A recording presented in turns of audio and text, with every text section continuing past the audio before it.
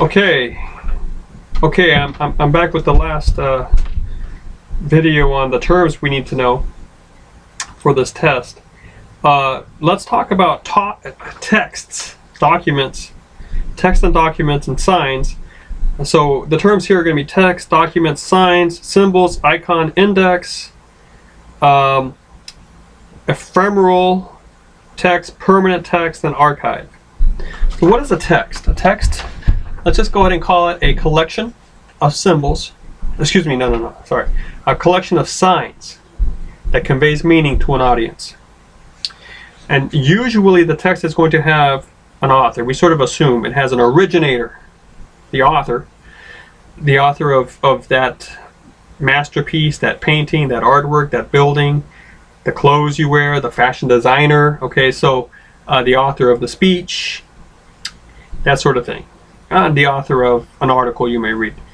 But the text is going to be a collection of signs, usually originating from an author, that conveys meaning. Now let me expand that. Meaning, or value, or desire, or attitude to an audience. That's a text. So now, you need to see that as very broad, very broad. What if you are listening to the radio and all of a sudden the host of the radio that is like telling you what song is next or something starts just laughing uncontrollably and just giggling, has a giggle fit, and then starts trying to apologize on air, and then, I can't believe this is happening, and you hear this. Okay, is that a text? Well, is a collection of signs that it conveys meaning? Well, yes, because you can understand the word, so automatically it conveys meaning. And does it engender attitudes or beliefs or values or desires in you? Well, again, let's be broad with this idea of desires, but it would certainly carry meaning. Now, notice I don't say and. Like, you don't have to do all these things at once, but if it's a collection of signs that does some of those things, at least one of those things, it's a text. And so the very fact that you're understanding what's happening and laughing along with this DJ that's having a problem, being professional on air, means you understand it. So that is a text. Now, the thing is, let's just say nobody was recording that. As soon as that DJ finishes, did anybody capture that out there? Let's just, again, as a thought experiment, say nobody recorded it, and that even in the station they were not doing live recording. So it was one and done, it's over. Can anybody now access that again?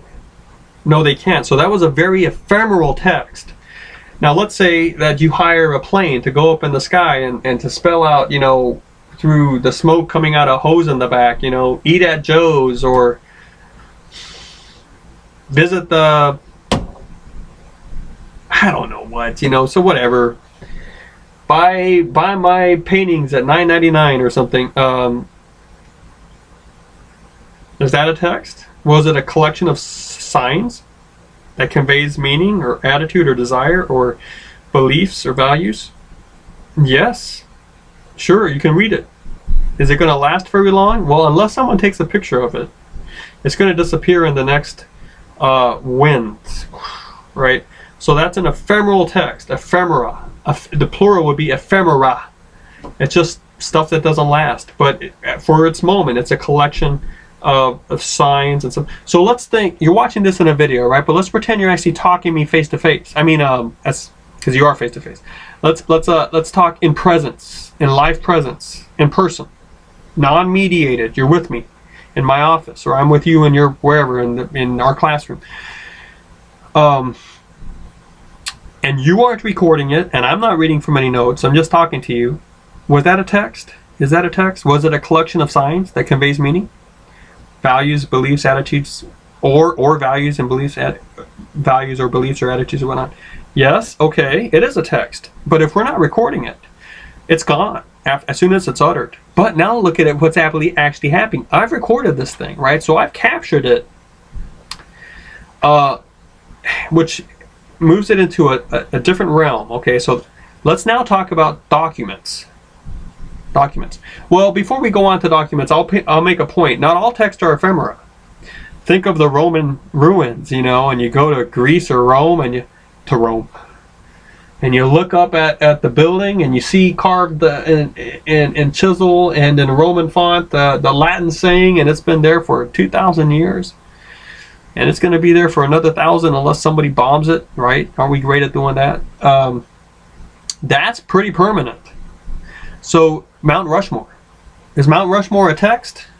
Is it a collection of symbols that conveys meaning or values or desires or beliefs or attitudes? Yes, it is. Because that stuff up there is not the president's. That's just rock. But it's formed in such a way that when we see that rock, we are thinking about the president's. So it is a type of sign. We'll talk about this in a little bit. All right? It's actually signage up there in the form of rock. That's its material form. So don't think that's the president, right? Obviously it isn't. It's a mountain. But we look at that and we are automatically thinking about its referent, what it's pointing us toward. So it is signage, and you know, that's pretty permanent, right? So you have a range. If it's a text, it's going to be positioned on a spectrum, ephemera, disappearing in a second, to permanent, lasting for a long time. Now, we can also have human intervention here, and they might take something that on its own would be ephemera, and they might archive it properly and move it along to the end of the spectrum of the permanent. So you have an archival process, right? And you can do this a number of ways. There's strategies for doing this, but that's what's happening. Archiving has to do with taking the ephemeral text and turning it into much more of a permanent one through man-made help, right? All right.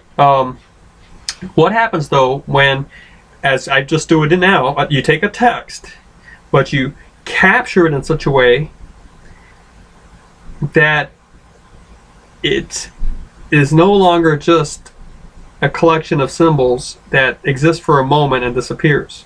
What happens when you learn how to archive it right? Well, it turns into a document, okay? So here's my definition of a document.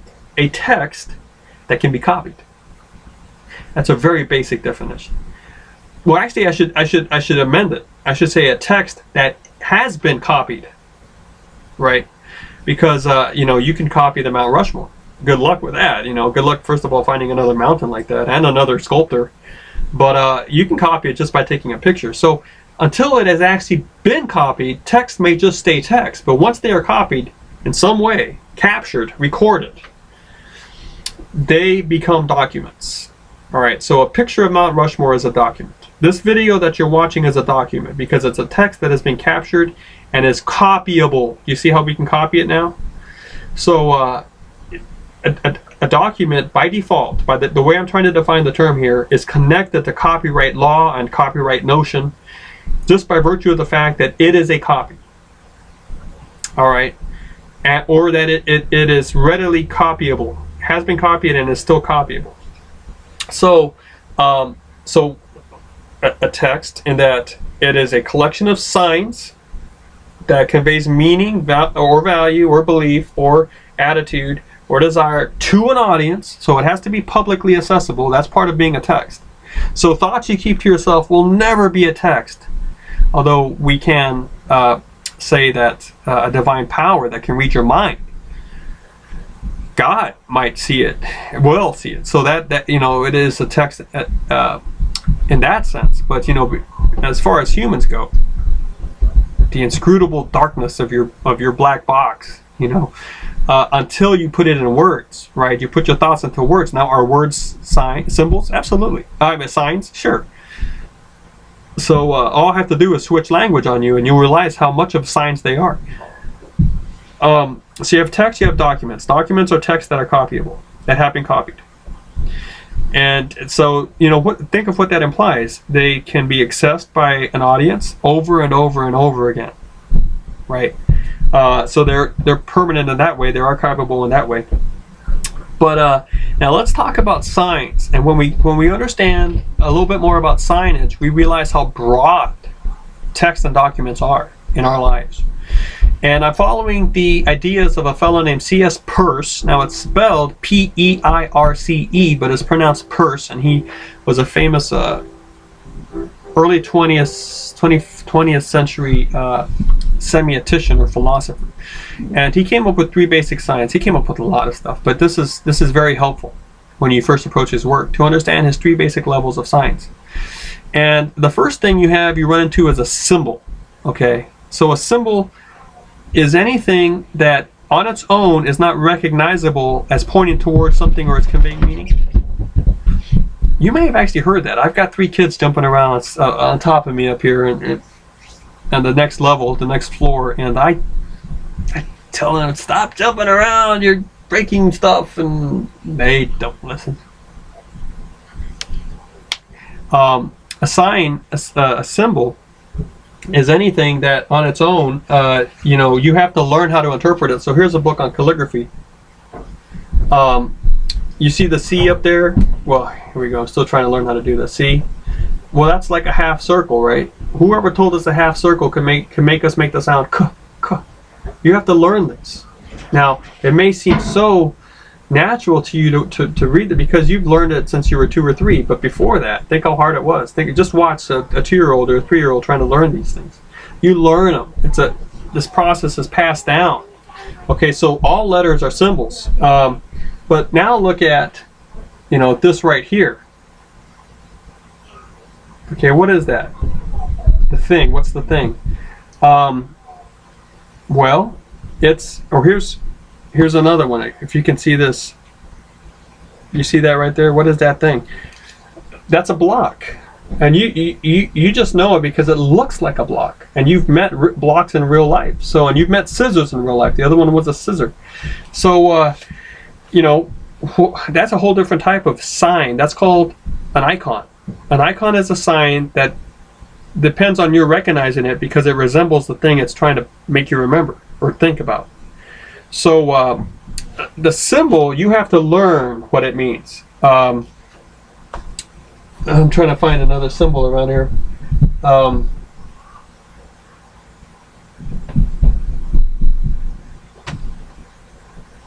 The sign, the symbol you learn just by learning it over time. The icon you can instantly recognize because the thing resembles, right? So I'm gonna throw a question at you. Look at the screen right now. You see what I'm holding? You see me? What do you realize that what you're getting is signage, right? Because it's recorded on a 2D surface. But you can tell this is a book, and you can recognize me as your instructor because you've seen me in 4. So are you dealing with symbols or icons right there? Icons, because what the photons and the arrangement of the photons are actually creating signs that you recognize by virtue of its one-to-one resemblance of the thing it's trying to get you to think of. So those are icons. The words on this, if you can read it, that's symbols, because there's nothing inherent in a C and then with another half circle turned the other way with a line coming down with these arrangement of lines that automatically makes you think of calligraphy, even if you didn't know English. So that's symbol. All right, that's symbol. So I was trying to avoid this, but I may as well do it because it's going to be a little awkward. I should have set the scene a little better, but I'm going to go ahead and draw. I'm going to draw some signs here. So what is this sign? Ready? Let's see. Can you see it?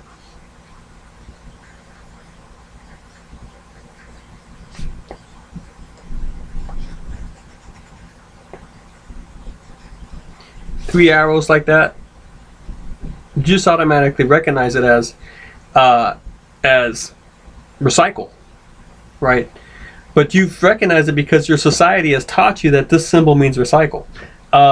If we were a society that never recycled a thing in our life, we would look at that and it's like, well, what is it? Merry-go-round? What is it? Chase the cat? A cat chasing its tail? What is this? So there's nothing automatic to it that would. Now, what about this one? Okay, now I'm really.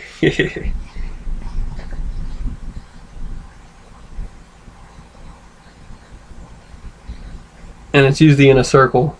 And it's usually red, right? Red or yellow. Radioactive.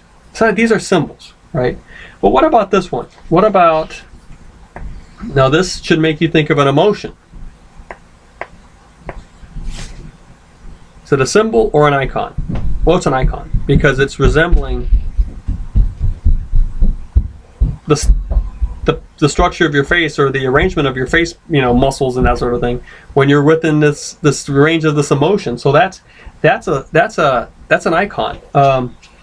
Hey, yeah. So I want to tell you something. tell me quickly. I'm recording.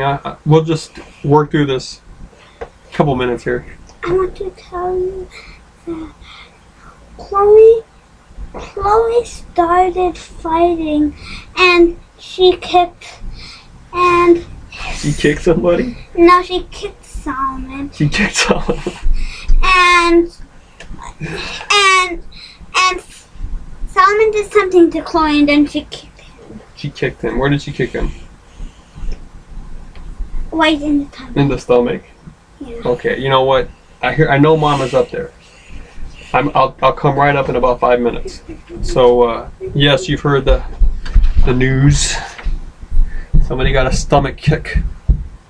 They can deal with it. No, I'm just joking. What about this?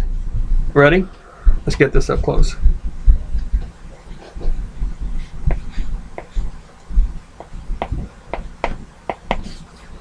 Obviously, it's a tree. Okay, so that's an icon because it resembles the thing it's trying to represent. Now think of this, the way we present like people on our street signs. The sort of clumpy stick figure thing.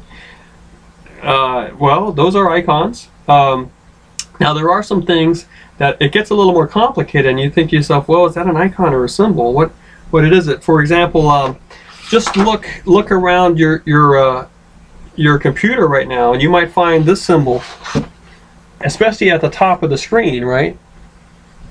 So, and then right at the top you have a little square with like another little square in between, and sometimes it has a little like that. And if it's at the top of your computer screen, we all know it means save, right? And it's a picture of the old the disk, the actual floppy disk. But there's a whole generation of people coming that growing up that have never seen a floppy disk before. So for me, because I've seen it before, I know automatically that's a disk. That's what you do. You save it to disk. When actually we're not. We're just saving it to the hard drive. But for people that haven't seen that, have never run into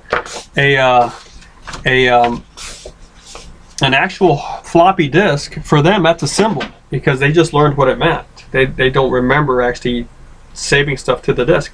Think about the telephone symbol, like the telephone handle. So picture yourself, you've seen this before, especially about payphones, or you can even see it if you have a Google Voice, and you can call on your Google, on your Gmail, you can call people on the phone and all that. So you see the picture of the handset, the little curve and the circle on one end and the circle on the other end, and well, I mean, think of how many kids eventually will never be able to say, I saw a phone like that. Now, we see it as an icon because it resembles a physical object in our experience. They are going to learn it as a symbol because that thing's already obsolete. I mean, now you just find them in antique stores, right? So that would be an icon.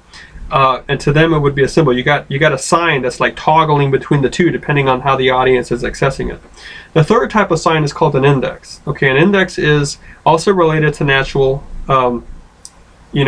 events, and it is the effect of a cause and effect relationship we know often happens. And so we're kind of betting that when we see the effect, the usual cause was at play.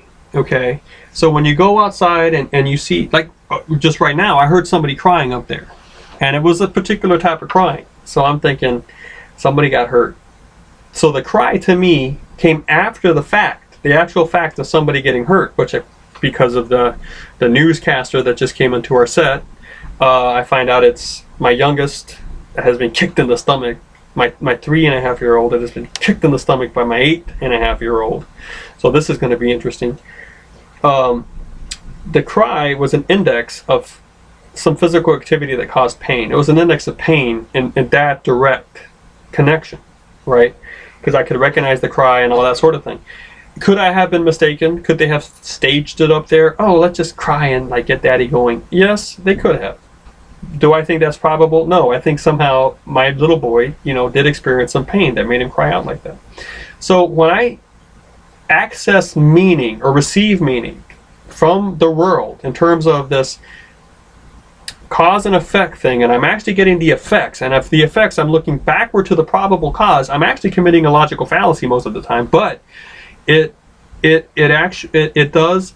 I do have a probability going that I'll be right, that it was related to pain, and that someone was not trying to fool me. Because you can always, many times, you can just fake the effect and not really have the cause you're thinking about be the actual cause. But that would be an index. Think of if all of a sudden in your building you heard a large bell going off, and you heard footsteps in the hallways, and you saw smoke coming out from some corner of the building, all of those things would be working together. You're thinking effects. What causes these things? Fire somewhere. Let's go. And so you would be working on the index notion of signs, and you would be getting meaning from your world through index. Animals are great at this. Animals are not great at using symbols. They can work with icons, I believe, but they're pretty good with index as far as signage goes. Now, this whole thing about index, okay, and the nature of a text itself, a collection of symbols, signs, because signs is the broader category, signs, and then we're dealing with three types of signs: the symbol, the icon, and the index. When you think about your optics and your sensory apparatus, your apparatus that you have, the nose, the taste, the touch, the eyes, and then you realize what many people have realized: it's all really at the end sensory data. How do you access your environment? You look around, but your mind is flipping the vision according to current optic theory.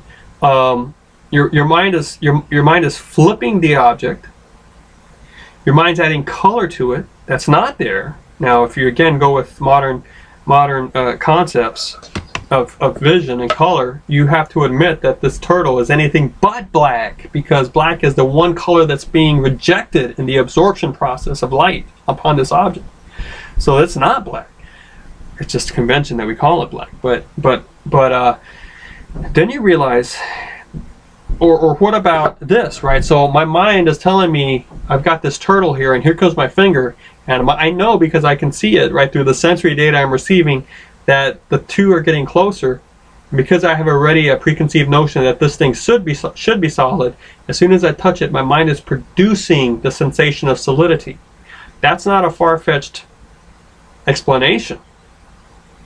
So where is the solidity in the thing or in my mind? Is it signage? Still more sensory data. So people often don't like to think of solidity as signage or sensory data, but in fact it is, because you can never tell whether something is solid or not until you feel it. That's why Descartes would never talk about solidity as being a proof of anything. He talked about extension. Now,